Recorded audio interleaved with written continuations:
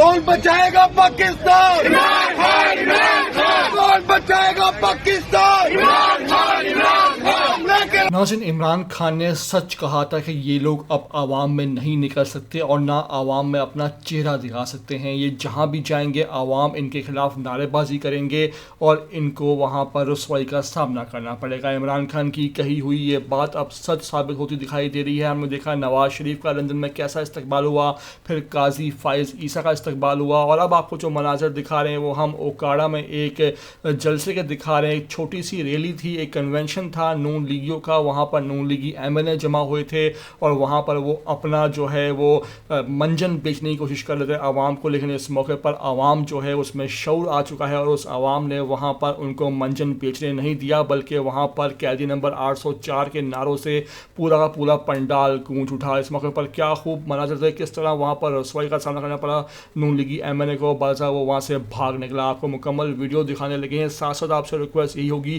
कि अगर आप हमारे इस चैनल पर पहली बार आए हो तो लाजमी से इसको सब्सक्राइब करो, लाइक करो, शेयर करो और कमेंट करके हमें अपनी कीमती राय से भी लाजमी आगाह करो।